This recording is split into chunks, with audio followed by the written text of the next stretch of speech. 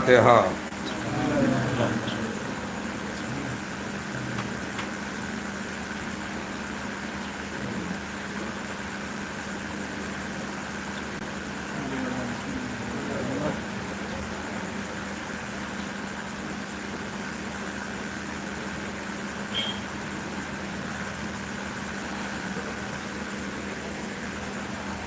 لا حول ولا قوة إلا بالله العلي العظيم۔ أعوذ بالله من الشيطان اللعين الرجيم۔ بسم الله الرحمن الرحيم۔ الحمد لله رب العالمين، والصلاة والسلام على سيد الأنبياء والمرسلين، خاتم النبيين، شفيع المذنبين، رحمة للعالمين، الملقب بطه وياسين، محبوب رب المشرقين ورب المغربين، رب الحسن والحسين، مولانا أبي القاسم الطاهرين المعصومين المظلومين، ولعنة الله على أعدائهم أجمعين من يومنا هذا إلى يوم الدين۔ أما بعد، فقد قال الله تبارك وتعالى وقوله الحق وهو أصدق الصادقين۔ بسم الله الرحمن الرحيم۔ لا يمسه إلا المطهرون۔ صلوات بر محمد۔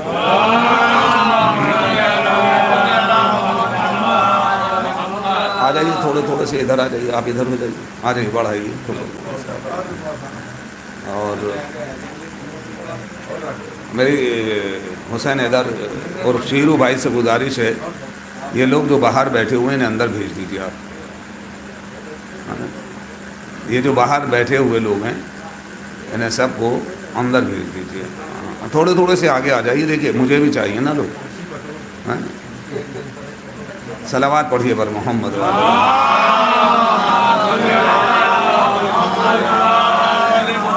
محترم سامعین کرام، اس خمسے کی آج یہ چوتھی مجلس ہے جس کو خطاب کرنے کا شرف حاصل کر رہا ہوں۔ مالک کائنات، خالق کون و مکان، ہم سب کا پروردگار اپنی کتاب قرآن مجید کے سورہ واقعہ کی 80ویں آیت کے اندر ارشاد فرما رہا ہے، لا یمسہ الا المطہرون۔ خبردار ہو جاؤ، ہوشیار ہو جاؤ، آگاہ ہو جاؤ، نجس حالت میں اسے ہاتھ نہ لگانا۔ جب تم نجس حالت میں ہو تو اسے مس نہ کرنا، ٹچ نہ کرنا، نہ چھونا۔ کل میں نے 2-3 باتیں آپ حضرات کی خدمت میں بڑی اہم عرض کی تھیں کہ کچھ لوگوں نے کاتب وحی ہونے کا دعویٰ کیا۔ کلام الہی کو لکھنے کا مطلب یہ نہیں ہے کہ وہ مسلمان ہیں۔ نول کشور کی مثال کل میں نے آپ کے سامنے دی، اور بہت سارے لوگ ہیں کہ جنہوں نے اس کے قرآن مجید لکھا ہے، پڑھا ہے، اور دنوں رات اس کے اوپر تحقیق اور ریسرچ ہو رہی ہے۔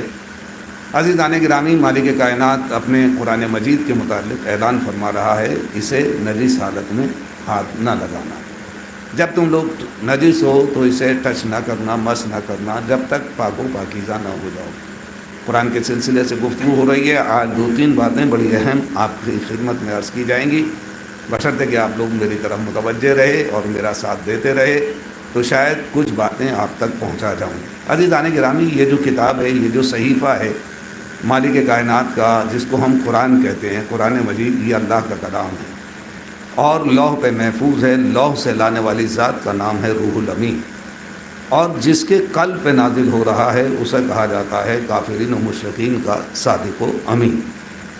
6666 آیات والا یہ صحیفہ، 6666 آیات والی یہ کتاب ہر مسلمان کے گھر میں موجود ہے، ہر انسان کے گھر میں موجود ہے، اور قرآن بار بار اعلان کر رہا ہے کہ آپ تدبر کیوں نہیں کرتے، غور کیوں نہیں کرتے، فکر کیوں نہیں کرتے۔ آپ سوچا کیجئے، تدبر کیجئے، غور کیجئے، ہم نے کائنات کو کیسے خلق کیا، اس دنیا کو ہم نے کیسے پیدا کیا، تمہاری تخلیق کیسے ہوئی۔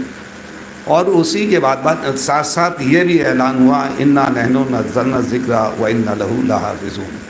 ہم نے اس کی حفاظت کی ہے، ہم نے اس کو نازل کیا ہے، ہم ہی اس کی حفاظت کرنے والے ہیں۔ اور جو صحیفے ہیں اور جو کتابیں ہیں، توریت، زبور، انجیل، ان کے متعلق یہ کہیں نہیں ملتا کہ مالک کائنات نے یہ کہا ہو کہ ہم نے نازل کیا ہے، ہم ہی حفاظت کریں گے۔ صرف قرآن مجید کی یہ انفرادیت ہے کہ کہا کہ ہم نے نازل کیا ہے، اس کو ہم ہی اس کی حفاظت کریں گے۔ کسی مسلمان کے بس کی بات نہیں ہے کہ جو اس کی حفاظت کر پائے۔ اور عزیزان گرامی، ممبر پہ آنے کے بعد اپنے عقیدے کا بھی اعلان کرتے رہنا چاہیے۔ یہ جو قرآن ہے ہمارے گھر میں رکھا ہوا ہے، یہ دور اول میں اس کو ترتیب دیا گیا، اور زید ابن ثابت کا نام تاریخ میں آتا ہے انہوں نے اس کو جمع کرنا شروع کیا، کچھ آیات یہاں سے لیں، کچھ سورے وہاں سے لیے، کچھ ادھر سے لیے، کچھ ادھر سے لیے، اور ایک صحیفے کی شکل میں مسلمانوں کے سامنے آ گیا۔ لیکن جب دوسرا دور شروع ہوا تو انہوں نے کہا کہ نہیں، اسے ختم کر دیا جائے، دریاؤں میں ڈلوا دیا، جلوا دیا۔ دیکھیے میں دعوے کے ساتھ یہ بات کہہ رہا ہوں، تاریخ بھری پڑی ہے، نہ میں کسی پہ تبصرہ کر رہا ہوں، نہ کسی کی پگڑی اچھال رہا ہوں۔ اگر آج ہندوستان کے اندر جہاں 80% کے قریب غیر لوگ رہتے ہیں، اگر قرآن کی بے حرمتی کریں، جلا دیں، تو یقین جانیے ہم لوگ گھروں سے باہر نکل آئیں گے قرآن کی حفاظت کے لیے، قرآن کو بچانے کے لیے۔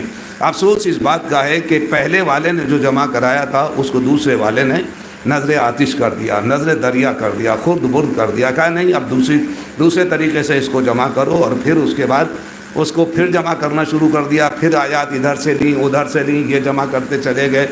پھر جب تیسرا دور آیا انہوں نے کہا نہیں صاحب یہ بھی غلط ہے۔ اب سوال یہ پیدا ہوتا ہے یہ جو 2 ادوار میں قرآن پڑھا جا رہا تھا یہ صحیح تھا یا غلط؟ اب اس کے اوپر بحث ہوگی کہ یہ جو 2 لوگ تھے، 2 لوگوں کے زمانے میں جو قرآن پڑھا گیا، اب تیسرے نے جو اس کو جمع کرایا زید بن ثابت کے ذریعے سے آیا، اور جب چوتھا دور آیا تو لوگ پھر یہ امید کر رہے تھے کہ چوتھا بھی یہی کرے گا۔ ہم تحریف کے قائل نہیں ہیں، یہ یاد رکھیے گا، ہم قرآن مجید کی تحریف کے قائل نہیں ہیں۔ یعنی کہ بالکل جو خداوند عالم نے قرآن نازل کیا ہے ایک ایک حرف موجود ہے۔ ہمارا شیعان حیدر کرار کا یہ عقیدہ ہے، اور اپنے عقیدے کا اعلان کرتے رہا کیجئے۔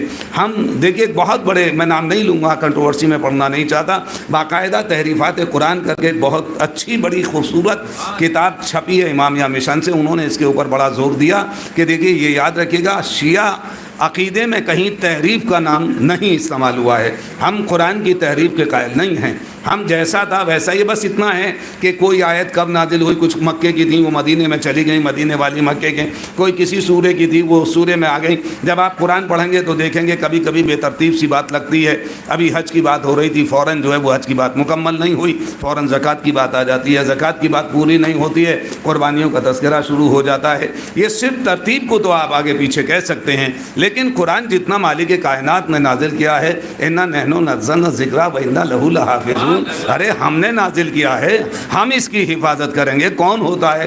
عزیزان گرامی بڑا افسوس ہے اس بات کا کہ جب پہلے نے جلایا، دوسرے نے جلایا، جب تیسرے نے جلایا تو بھائی قاریوں کو اور تراویح پڑھنے والوں کو بھی بڑی دشواری ہوئی ہوگی کہ پہلے اس والے کو یاد کریں پھر اس والے کو یاد کریں۔ کیا سن رہے ہیں آپ؟ صلوات پڑھیے بر محمد و آل محمد۔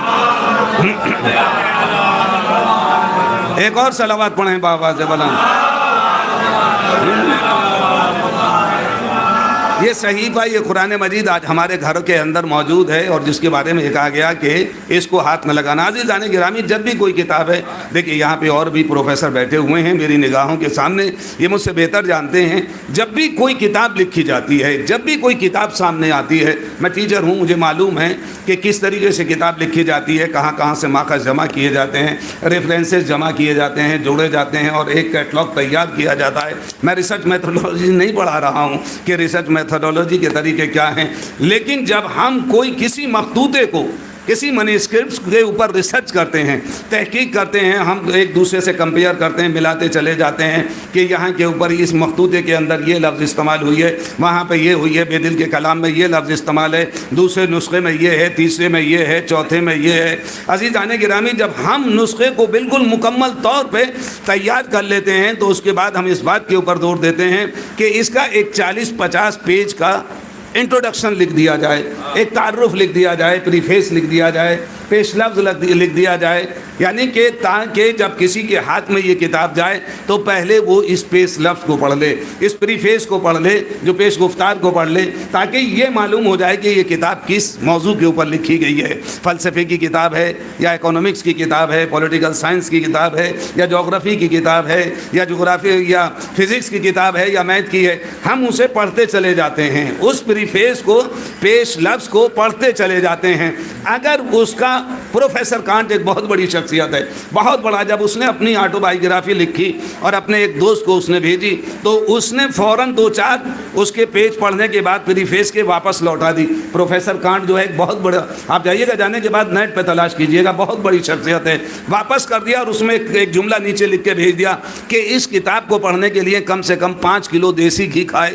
تب اس کتاب کو ہاتھ لگائے۔ جب بھی میں اس کتاب کو ہاتھ لگاتا ہوں تو میرے دماغ کی نسیں سوکھنے لگتی ہیں، سکڑنے لگتی ہیں، لہذا میرے اندر یہ طاقت نہیں ہے۔ جب پروفیسر کانٹ کی کتاب اتنی مضبوط ہے، ہم سعدی کو جب پڑھتے ہیں اور اس کے سعدی کی گلستاں اور بوستاں اٹھا کے دیکھتے ہیں تو اس کا بھی ہمیں دیباچہ نظر آتا ہے۔ جب ہم علامہ اقبال کا کوئی کلام اٹھا کے دیکھتے ہیں تو اس کے بھی ہمیں شروع میں کوئی دیباچہ نظر آتا ہے۔ یعنی کہ کسی بھی کتاب کو آپ اٹھا کے دیکھ لیجئے گا، آپ کو ایک دیباچہ مل جائے گا۔ دیباچے کا مطلب صرف اتنا سا ہوتا ہے کہ آپ کو اگر اس کتاب کو پڑھنا ہے پہلے اسے پڑھ لیجئے، اگر یہ سمجھ میں آ جائے تو آپ آگے کتاب کو ہاتھ لگائیے گا، ورنہ لپیٹ کے فوراً الماری میں واپس رکھ دیجئے گا، یا پروفیسر کانٹ کے دوست کی طرح واپس وہیں لوٹا دیجئے گا۔ عزیزان گرامی، مالک کائنات کی اتنی مستحکم اور مضبوط کتاب جو صبح قیامت تک کے لیے کامل ہے، مکمل ہے، اور اس کے اندر ہر خوش کو تر کا ذکر ہے، کیا اس کا بھی کوئی دیباچہ لکھا گیا کہ ہم اسے جائیں اور جانے کے بعد اسے پڑھ لیں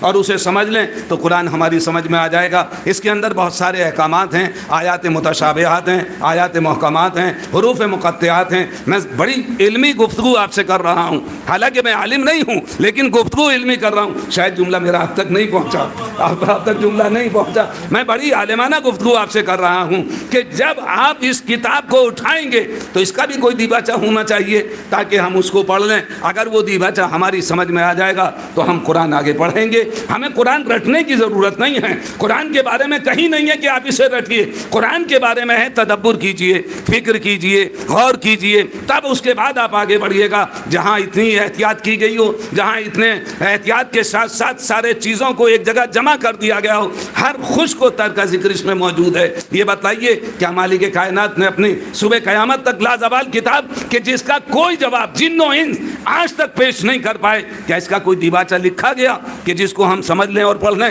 میں نے مشیت سے ہاتھ جوڑ کے عرض کیا، پالنے والے یہ بتا کیا اس کتاب کا کوئی دیباچہ ہے کہ ہم اسے پڑھ لیں گے، اسے سمجھ لیں گے؟ فوراً مشیت نے پلٹ کے کہا میں نے اس کا دیباچہ لکھا، اگر تجھے قرآن کو سمجھنا ہے تو دیباچے کو سمجھ لینا،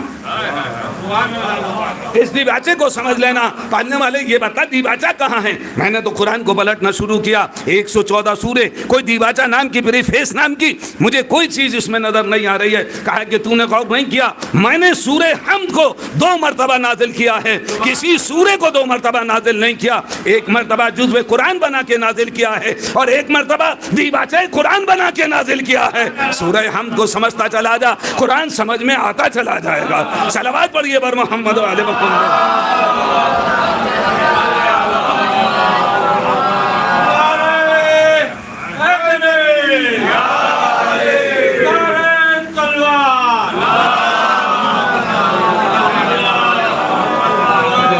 بات واضح کر دوں، بات کلیئر کر دوں، میری عادت نہیں ہے کہ کتنے 1.5 2 گھنٹہ پڑھنے کے بعد بھی میں ممبر پہ آنے کے بعد مجھے یاد نہیں کہ کبھی میں نے پانی پیا ہو، لیکن یہ پانی نہیں تھا، دوا تھی میری۔ صلوات پڑھیے بابا۔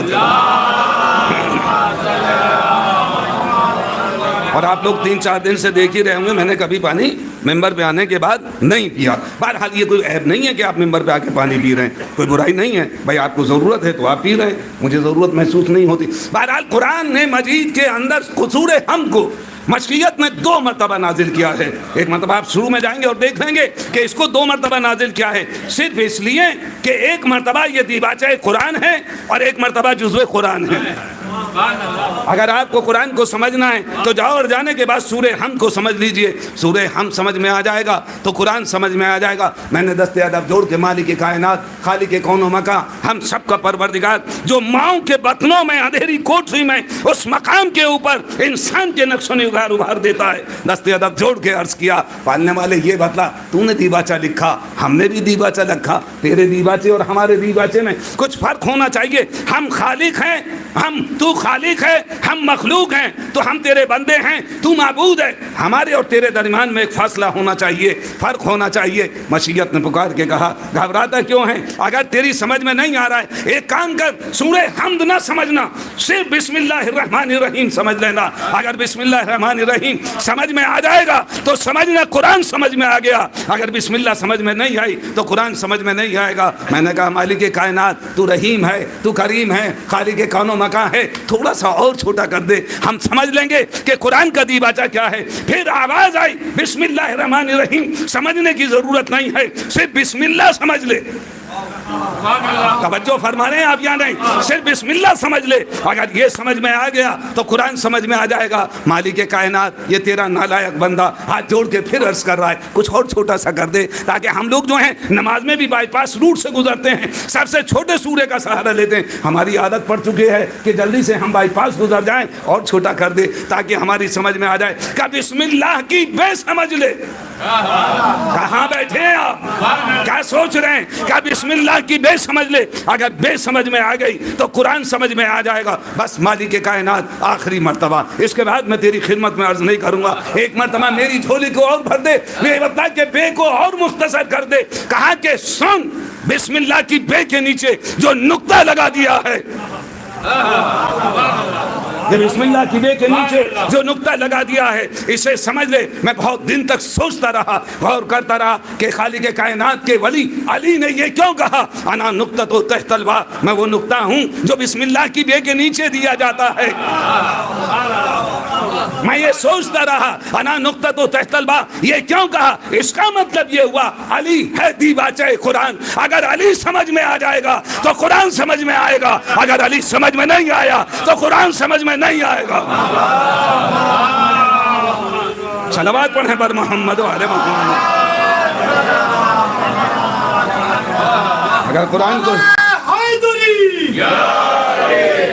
اگر قرآن کو سمجھنا ہے تو علی کو سمجھیے۔ علی اور قرآن ایک ہی ذات کا نام ہے، بغیر علی کے قرآن سمجھ میں نہیں آئے گا، بغیر قرآن کے علی سمجھ میں نہیں آئے گا۔ علی کو قرآن میں ڈھونڈیے، ادھر ادھر کتابوں میں نہ ڈھونڈیے، ادھر ادھر تاریخ مورخ سے نہ پوچھیے، قرآن سے جا کے پوچھو، قرآن بتلائے گا کہ علی کیا ہے۔ قرآن پلٹ کے کہے گا کہ علی اسے کہا جاتا ہے جو دوش رسالت پہ قدم رکھ دے۔ آپ نے غور نہیں کیا، علی اسے کہا جاتا ہے جو دوش رسالت پہ قدم رکھ دے۔ آئے تطہیر کا مصداق ہے، سورہ حلقہ میں ہے۔ میں کیا کہوں، اس کے باپ کے نام سے پورا قرآن مجید کے اندر ایک سورہ نازل ہوا ہے جسے ہم آل عمران کہتے ہیں۔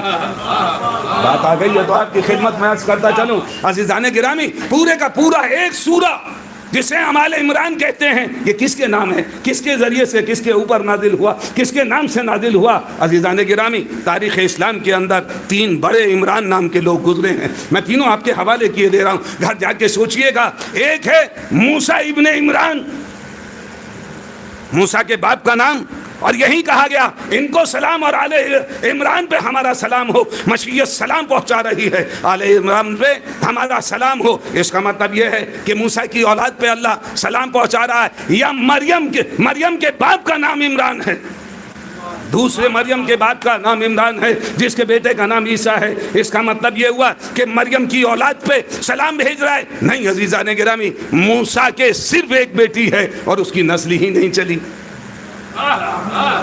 موسیٰ کی نسل نہیں چلی، ایک بیٹی پیدا ہوئی، ان کی نسل ختم ہو گئی، کوئی بیٹا عطا نہیں کیا گیا، بیٹی کی بھی نسل آگے نہیں بڑھی۔ اب آ جائیے جناب عیسیٰ تک، جناب عیسیٰ نے شادی نہیں کری تو ان کے اوپر سلام کہاں سے آ جائے گا، ان کی اولاد پہ سلام کہاں سے آ جائے گا؟ اب یہ تیسرا عمران کون ہے؟ یہ ابو طالب۔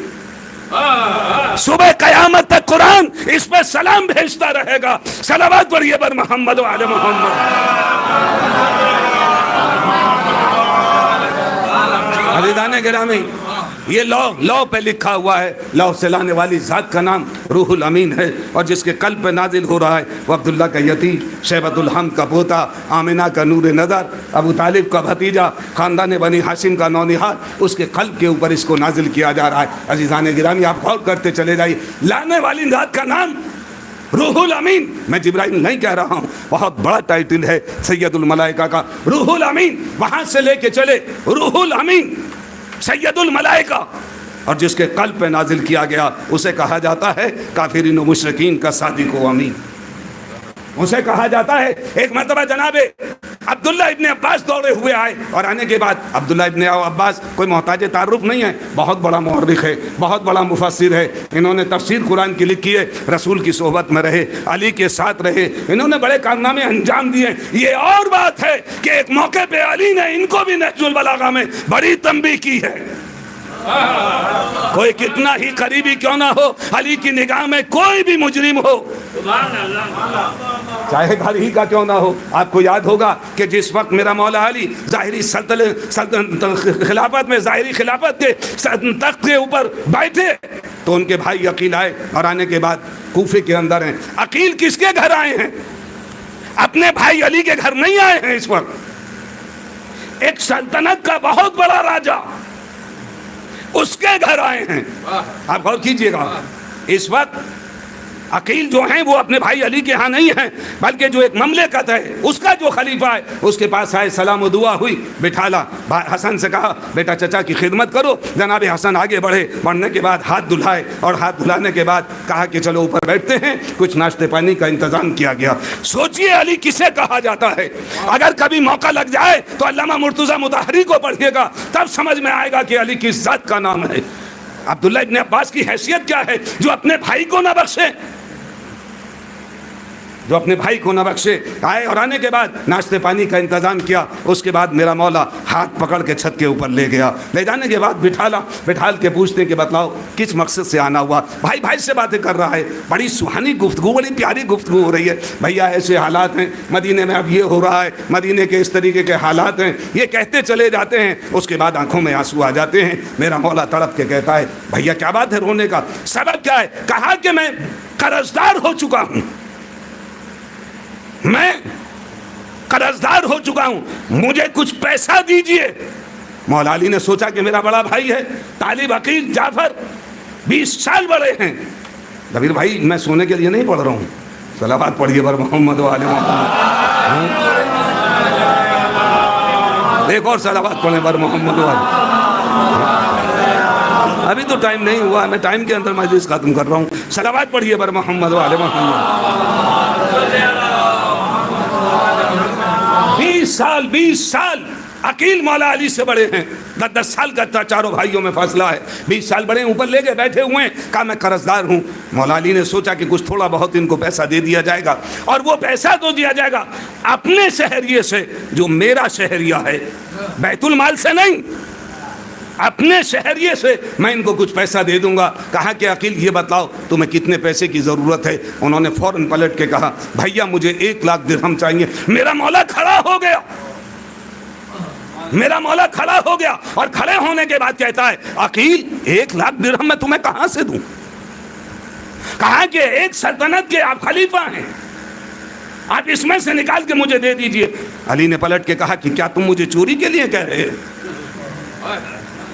یہ مسلمانوں کا ذخیرہ ہے, یہ مسلمانوں کا خزانہ ہے. اس کے بعد کھانا لگا, چاندنی چاروں طرف پھیلی ہوئی تھی. ایک مرتبہ پھر پلٹ کے کہتے ہیں علی میں تو بڑی امید سے آیا تھا, اب تم اتنی بڑی حکومت کے اوپر ہو, اتنی بڑی حکومت کے خلیفہ ہو, کچھ میری مدد کرو. میرے مولا نے ادھر ادھر دیکھا, اور دیکھنے کے بعد ایک صرافہ تھا, کہا نگاہ ڈالو. اب جو صرافے پہ نگاہ ڈالی, کہا کہ یہ سامنے تم چھوٹی چھوٹی صندوق سے دیکھ رہے ہو. کہا کہ ہاں. کہا اس کے اندر سونا ہے, چاندی ہے, زر و جواہرات ہیں, جاؤ اور جانے کے بعد انہیں لوٹ لو. ایک مرتبہ پلٹ کے کہتے ہیں یا علی کیا آپ مجھے چور بنانا چاہتے ہیں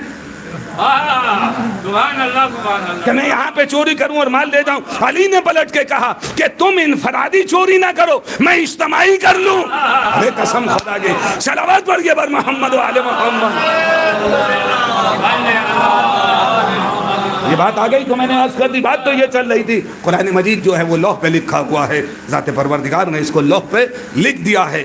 عبداللہ ابن عباس آئے اور آنے کے بعد کہتے ہیں یا علی یہ بتائیے یہ قرآن جو لوح پہ لکھا ہوا ہے یہ لوح کیا ہے؟ یہ ہمیں سمجھ میں نہیں آتی. لوح کہا جاتا ہے تختی کو, آج کی زبان میں جسے بلیک بورڈ کہہ دیجئے یا کوئی اور بورڈ نام لے لیجئے. کہا یہ اس پہ لکھا ہوا ہے. عزیزان گرامی ہمارا عقیدہ یہ ہے ذات پروردگار کی کوئی انگلیاں نہیں ہیں, کوئی جسم نہیں ہے, کوئی چہرہ نہیں ہے, کوئی نہ آنکھیں ہیں نہ کان ہیں, کچھ بھی تو نہیں ہے.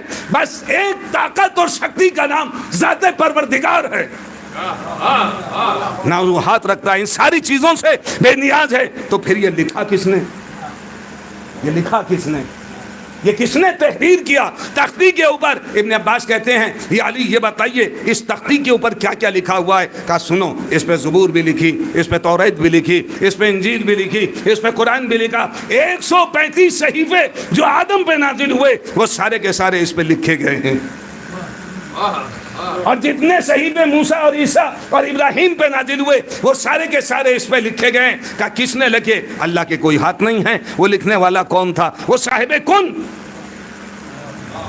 وہ صاحب کن لکھے کس نے؟ کہ اللہ نے لکھے یا کن کہا وہ لکھتے چلے گئے؟ نہیں عزیزان گرامی، یہ اور بات ہے کہ اس کے ہاتھ نہیں ہیں. کسی کے ہاتھ کو اپنا ہاتھ کہہ دے، کسی کی اس کے آنکھیں نہیں ہیں، کسی کی آنکھوں کو اپنی آنکھیں کہہ دے، اس کے کان نہیں ہیں، کسی کے کانوں کو اپنے کان کہہ دے، اس کا جسم نہیں ہے، کسی کے جسم کو اپنا جسم کہہ دے. جملہ سنبھال سکو تو سنبھال لیجئے گا کہ کسی کی آغوش کو اپنی آغوش کہہ دے. سبحان اللہ سبحان اللہ. صلوات پڑھیے بر محمد و علی محمد.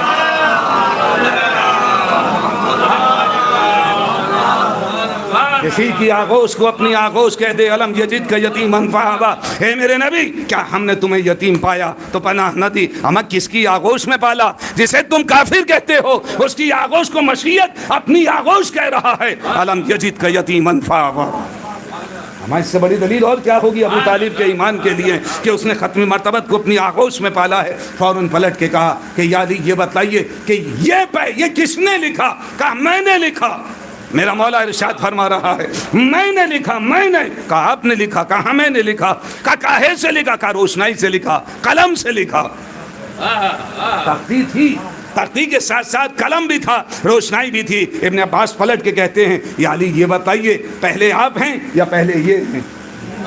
یہ تختی لوح و قلم یہ پہلے ہے یا آپ پہلے ہیں؟ بس ایک مرتبہ ابن عباس کا چہرہ دیکھا، فوراً پلٹ کے کہا عبداللہ اب تو کہہ دیا، دوبارہ نہ کہنا. سب سے پہلے ہم، سب سے پہلے ہم ہیں، ہمارے بعد یہ ساری چیزیں ہیں. کہ یہ بتائیے یہ بنے کاہے سے؟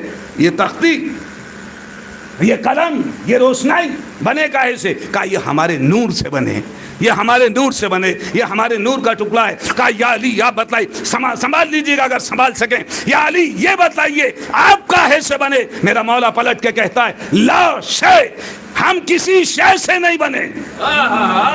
ارے صلوات پڑھیے بر محمد و علی محمد.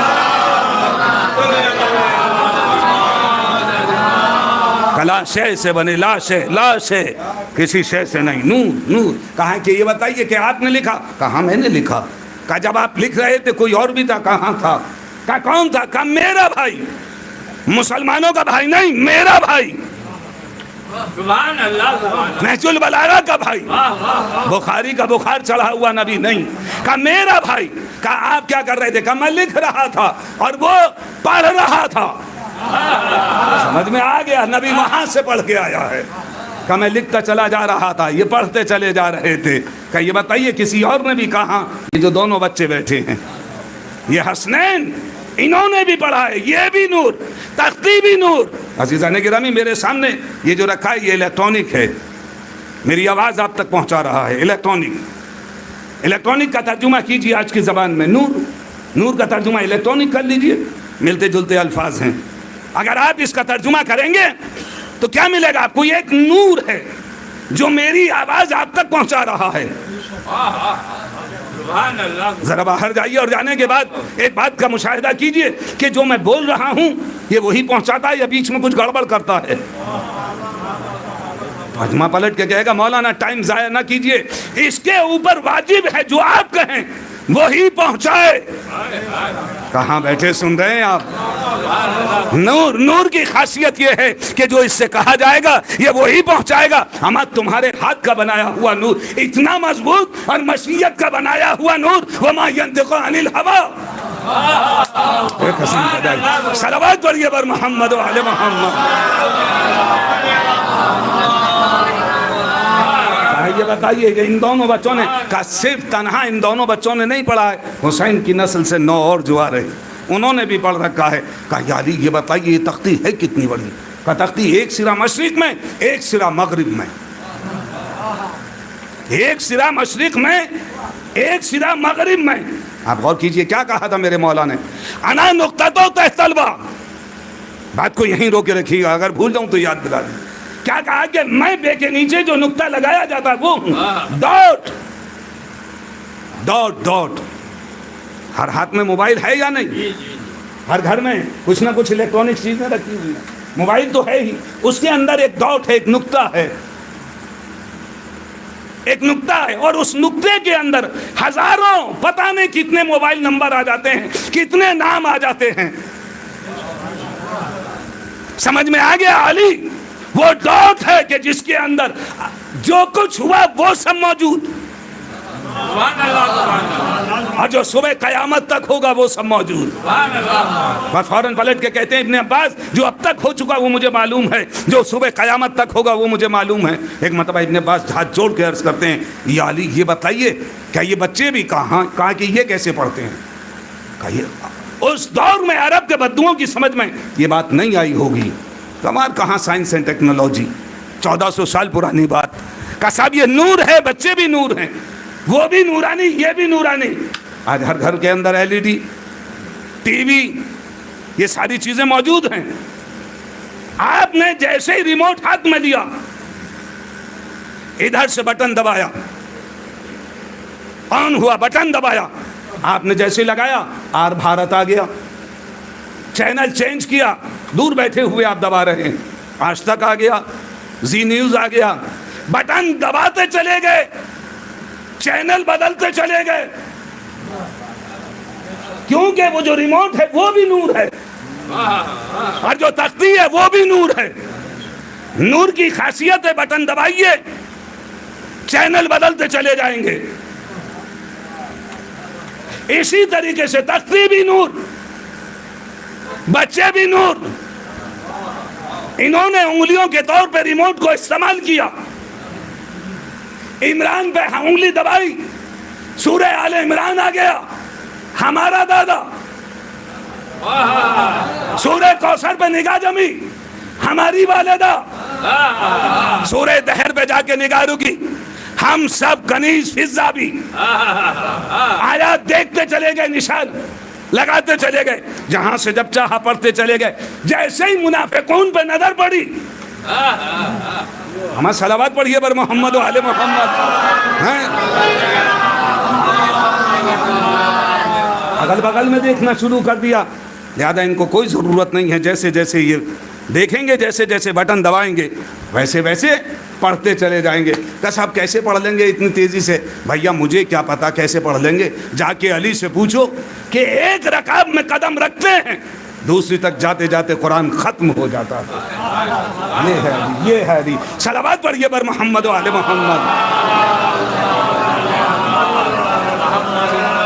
عزیزان گرامی، قرآن 3 حصوں میں تقسیم ہے. میں نے بیچ میں شاید یہ جملہ کہا تھا، یہ یاد رکھیے گا، قرآن 3 حصوں میں بٹا ہوا ہے. ایک ہے حروف مقطعات، حروف مقطعات کہا جاتا ہے، اور ایک ہے آیات متشابہات، اور ایک ہے آیات محکمات. تینوں کی ڈیفینیشن تعریف الگ الگ ہے. حروف مقطعات کسے کہا جاتا ہے؟ آپ جائیے اور جانے کے بعد کوئی بھی قرآن آپ کے گھر میں رکھا ہو، اٹھا کے دیکھیے گا، الف لام میم، تو نیچے الف لام میم لکھا ہوگا. کہا یا عین صاد، تو نیچے کہا ہے عین صاد لکھا ہوگا. اس کا آپ کو کوئی ترجمہ نہیں ملے گا. نون کا کوئی ترجمہ نہیں ملے گا. کاف کا کوئی ترجمہ نہیں ملے گا.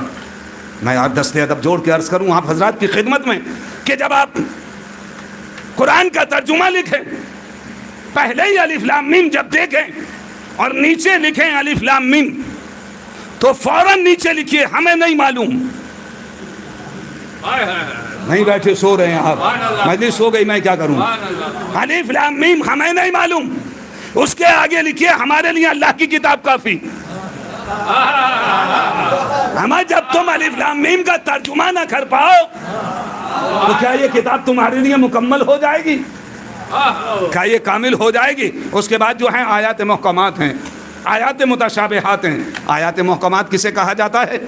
وہ آیات کے جن کا آپ ترجمہ کیجئے، تفسیر کیجئے، تشریح کیجئے، ایکسپلینیشن کیجئے کہ مشیت کہنا کیا چاہتی ہے. آپ اس پہ تحقیق کیجئے جائز طریقے سے، اہل بیت رسول کے بتائے ہوئے راستے کے تحت. ادھر ادھر نہ بہکیے گا، اس کے تحت لکھیے تفسیر، تشریح، ایکسپلین کیجئے کہ اسے کہا جاتا ہے آیات محکمات. آپ اس کی تشریح کر سکتے ہیں، تفسیر بیان کر سکتے ہیں.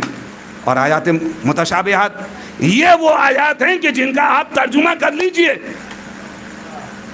تفسیر آپ کو نہیں پتا کہ مشیت کہنا کیا چاہتی ہے. مالک کائنات کہنا کیا چاہتا ہے آپ سے؟ اب محدث دہلوی نے جو آیات اکٹھا کرنے شروع کی متشابہات کی، اس میں ایک آیت مجھے ملی، قل انما انا بشر مثلکم، اے میرے نبی آپ ان سے کہہ دیجئے میں تمہارے جیسا بشر ہوں۔ یہ محکمات میں نہیں ہے، محکمات جن کا آپ ترجمہ تشریح تفسیر کر سکتے ہیں، اقیموا الصلاۃ آتوا الزکوٰۃ، یہ ساری کی ساری آیات محکمات ہیں۔ اور قل انما انا بشر مثلکم یہ محکمات میں نہیں ہے، متشابہات میں ہیں۔ اے میرے نبی آپ ان سے کہہ دیجئے میں تمہارے جیسا بشر ہوں۔ یہ بتائیے اس میں کون سی بات آپ کی سمجھ میں نہیں آ رہی؟ بالکل سامنے کی بات ہے، جیسے میں ہوں ویسے آپ ہیں، جیسے آپ ہیں ویسے یہ ہیں۔ نہیں، یہ ہے متشابہات میں۔ اچھا یہ بتائیے مشیت نے یہ کیوں کہا قل، اے میرے نبی آپ کہیے میں تمہارے جیسا بشر ہوں۔ پڑھنے والے یہ قل ہٹا، یہ قل ہٹا اور کہہ کہ یہ تمہارے جیسا بشر ہے، ہم سمجھ لیں گے ہمارے جیسا بشر ہے، سبحان اللہ سبحان اللہ۔ ہم سمجھ لیں گے کہ بالکل ہمارے جیسا بشر ہے۔ میں نے کہا نہیں، ذرا تھوڑا سا میرے ساتھ ذہن لگائیے، علمی گفتگو کر رہا ہوں۔ کہا قل ہٹا دیجئے، مشیت نے کہا کہ میرا بندہ، میری مخلوق مجھ سے زبان لڑا رہی ہے، ہیں؟ اس کی اتنی ہمت ہو گئی مجھ سے قل ہٹا رہا ہے، کہہ رہا ہے کہ قل ہٹا دو۔ اچھا اس میں پریشانی کیا ہے اگر قل ہٹ جائے گا؟ کہ نہیں، میرے نبی تم کہو میں تمہارے جیسا بشر ہوں۔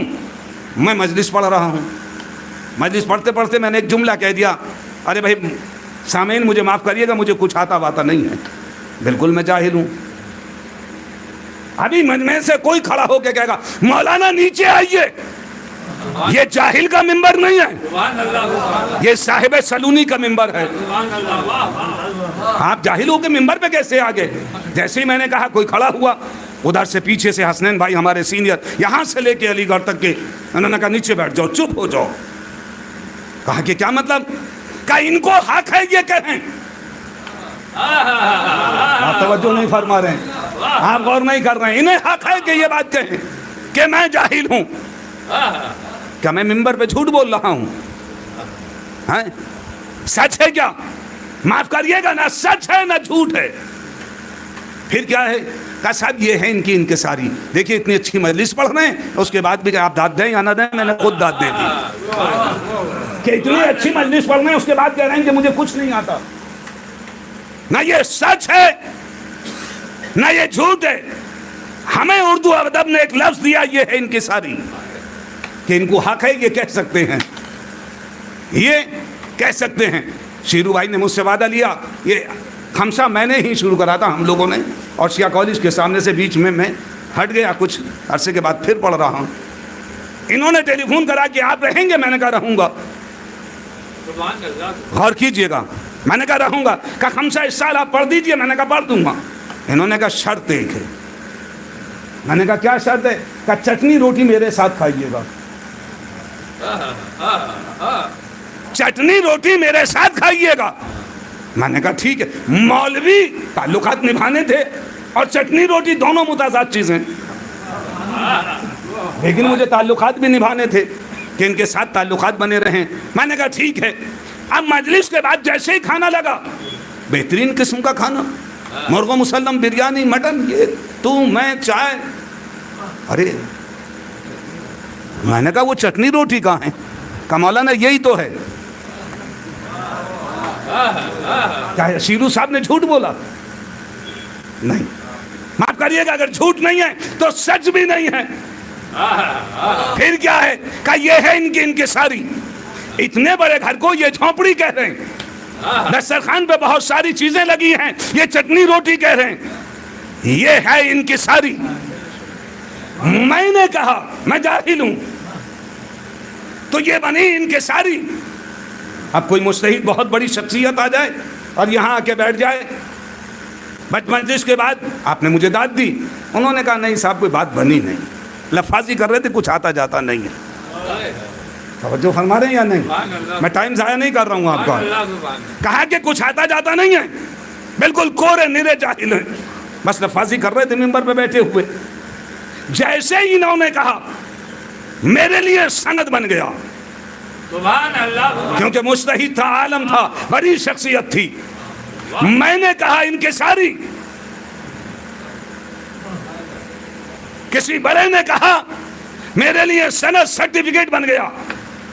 اب سمجھ میں آ گیا. قل انما انا بشر مثلکم، اے میرے نبی تم کہہ دو میں تمہارے جیسا ہوں.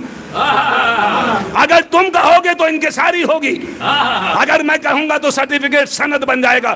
جب میں کہوں گا، کبھی طٰہٰ کہوں گا، کبھی یاسین کہوں گا، کبھی مزمل کہوں گا، کبھی مدثر کہوں گا، کہتا چلا جاؤں گا، اسناد دیتا چلا جاؤں گا.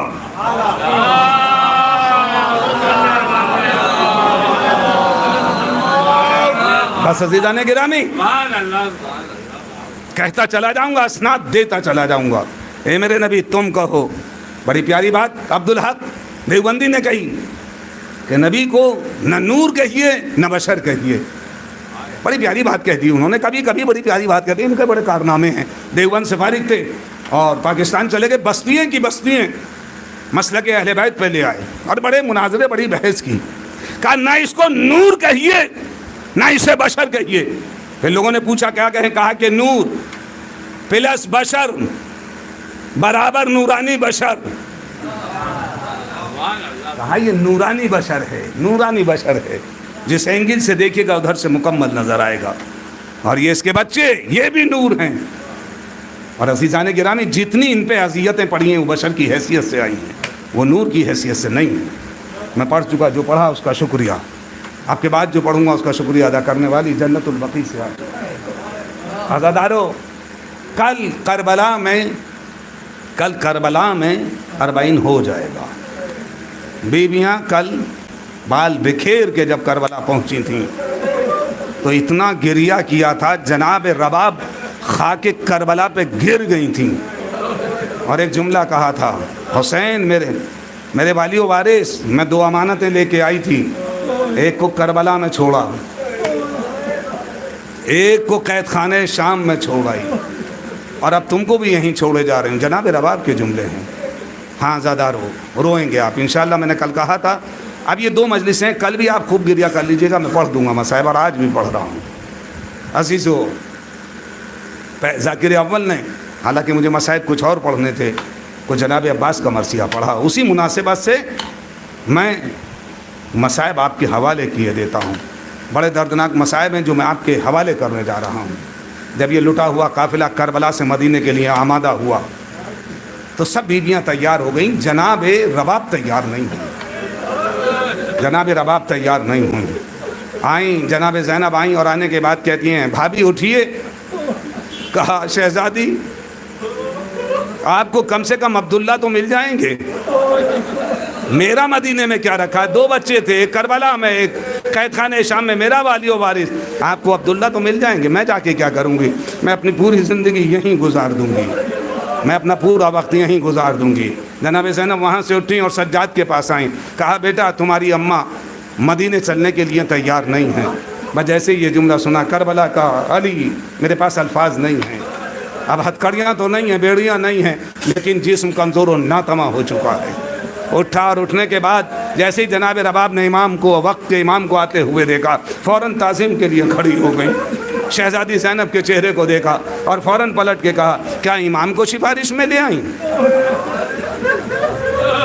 کیا امام کو سفارش میں لے آئیں؟ میں چلوں گی. بس جیسے ہی آمادہ ہوئی، دشت کربلا کو دیکھا، حسین کی طرف رخ کر کے آواز دی، اے میرے والی و وارث، اگر تجھے کفن نہیں ملا ہے تو میں سائے میں نہیں بیٹھوں گی. میں نے کل یہ جملے آپ کے حوالے کیے تھے. ہاں عزادارو، یہ لٹا ہوا قافلہ. میں بار بار ایک جملہ کہا تھا، ایسے رویا کیجئے جیسے تمہارا جوان مر گیا. اگر رونا نہ آئے تو شکل نیچے کر لیا کیجئے، اگر یہ بھی نہ کر سکو چہرہ بنا لیا کیجئے. اب جیسے ہی مدینہ نظر آیا، ایک مرتبہ جناب ام کلثوم نے بشیر کو بلایا اور بلانے کے بعد کہا بشیر تیرا باپ شاعر تھا، کیا تجھے بھی کچھ آتا ہے؟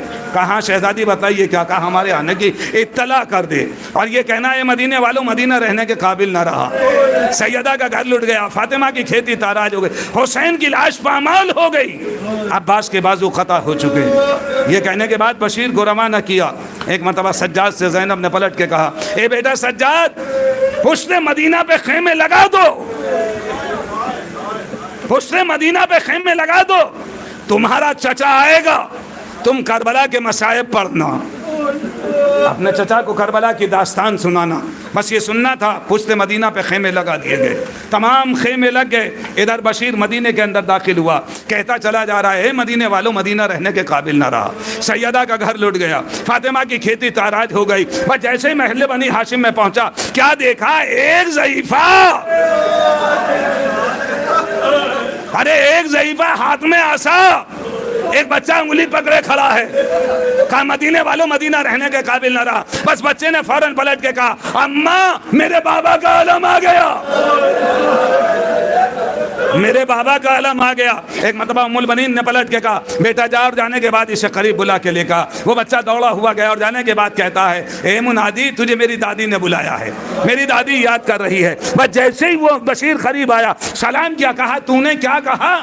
کہ سیدہ کا گھر لٹ گیا، فاطمہ کی کھیتی تاراج ہو گئی۔ بس جیسے یہ جملہ کہا، ایک مرتبہ ام البنین نے نجف کا رخ کر کے آواز دی اے میرے والیو وارث، میں عباس کا دودھ نہیں بخشوں گی۔ سیدہ کا لال مارا گیا، میرا لال دیکھتا رہا۔ ایک مرتبہ بشیر پلٹ کے کہتا ہے اے بی بی ایسا نہ کہو، پہلے تمہارا لال مارا گیا، پہلے تمہارا لال مارا گیا۔ بس یہ سننا تھا۔ ایک مرتبہ ام البنین نے اپنے کو سہارا دیا، کہ یہ بتاؤ وہ کون تھا کہ جس نے میرے لال کو مارا؟ عرب میں کوئی اتنا بڑا سورما بھی پیدا ہو گیا، کہا کہ اسے دھوکے سے مارا گیا۔ کہا کیسے؟ کہا اس کے پہلے بازو قطع ہوئے، پہلے اس کے بازو کاٹے گئے۔ بس یہ سننا تھا۔ ام البنین پلٹ کے کہتی ہیں یہ بتاؤ جب کوئی گھوڑے سے گرتا تھا تو کیسے گرتا تھا؟ کہ پہلے ہاتھ ٹیکتا تھا۔ وہ فوراً پلٹ کے کہتی ہیں ہائے میرا عباس، کہ منہ کے بل زمین کے اوپر آیا، منہ کے بل زمین پہ آیا۔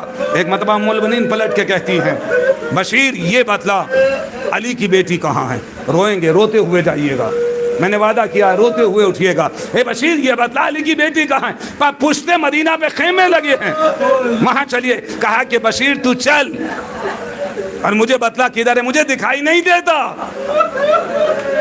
ارے علی کا کھیتی اجڑ گئی، مجھے نظر نہیں آتا، مجھے راستہ بتا۔ بس جناب ام البنین آگے آگے، پیچھے پیچھے بشیر ہے، اشارہ کرتا چلا جاتا ہے اے بی بی ادھر چلیے، اے بی بی ادھر چلیے۔ اب جو سامنے خیمے نظر آئے، کہا یہ جو پہلا خیمہ ہے اس خیمے پہ چلی جائیے، قسم خدا کی روتے ہوئے جائیے گا، رو لیجئے، گریہ کر لیجئے، کل 40 ہیں کربلا کے اندر۔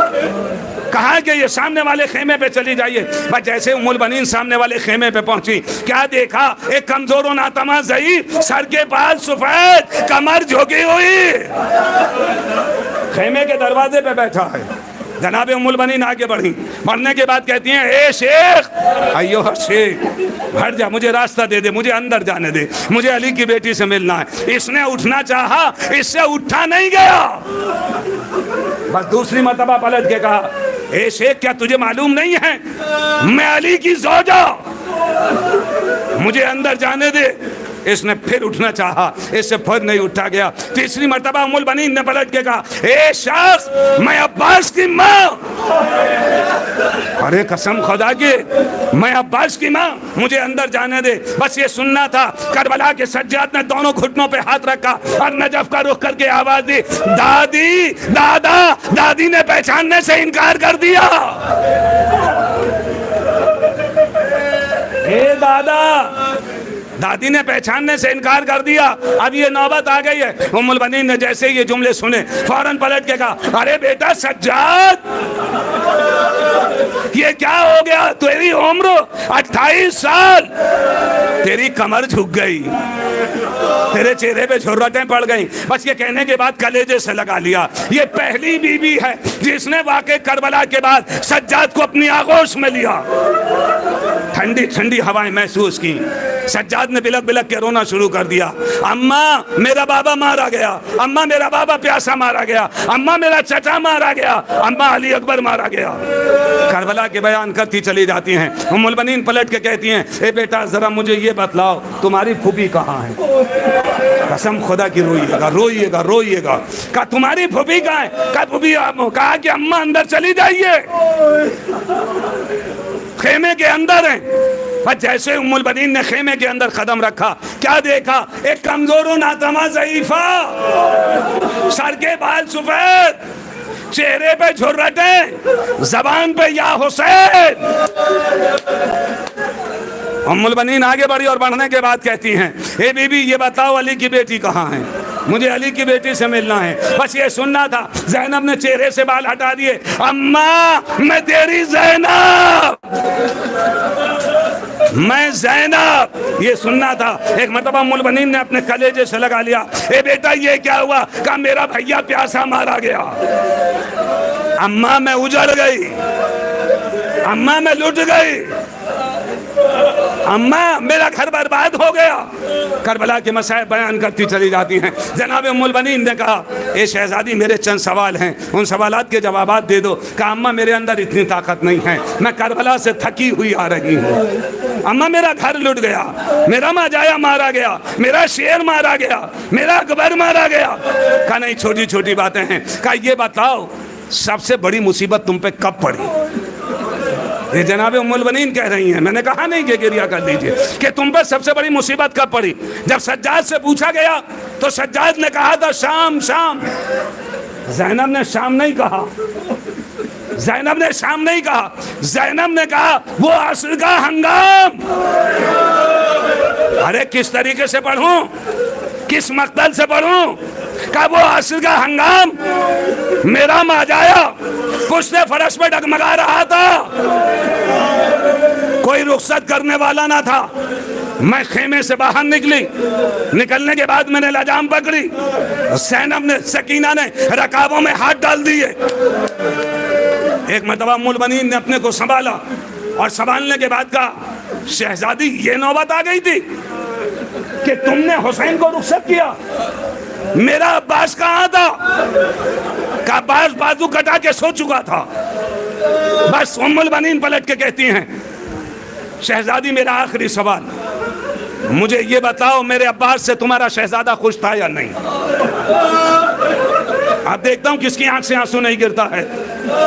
میرے عباس سے تمہارا ماجایا خوش تھا یا نہیں؟ کہ اماں بہت خوش تھا، بہت خوش تھا۔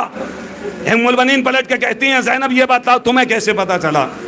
کہ جب ہم کربلا سے کوفہ آ گئے، عزادارو سن لیجئے، کلیجہ پکڑ لیجئے، کہ جب ہم کوفہ آ گئے، کوفہ سے شام کے لیے روانہ ہوئے، ایک منزل وہ آ گئی کہ جب چاروں طرف سے لوگ ٹوٹ پڑے، کوئی پتھر مار رہا تھا، کوئی اینٹا چلا رہا تھا، کوئی ریت اڑا رہا تھا، اور ہم بیچ میں کھڑے ہوئے تھے۔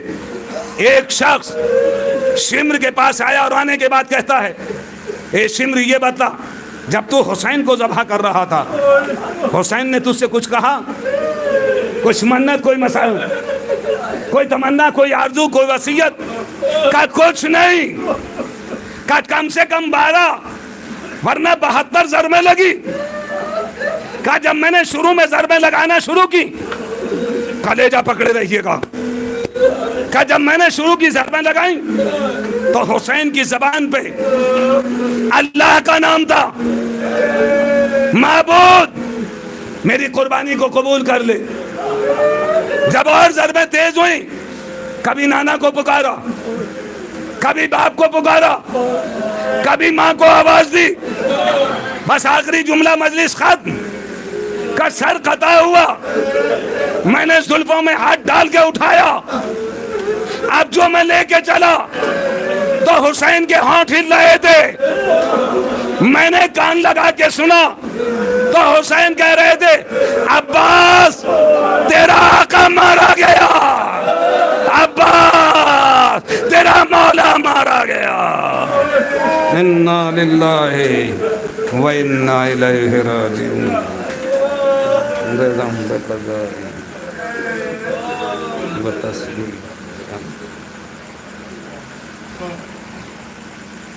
ایک مرتبہ سورہ حمد اور 3 مرتبہ سورہ توحید کی تلاوت فرما کہ مرحوم سید آفاق حسین ابن سید حسین حیدر کی روح کو وصال کریں۔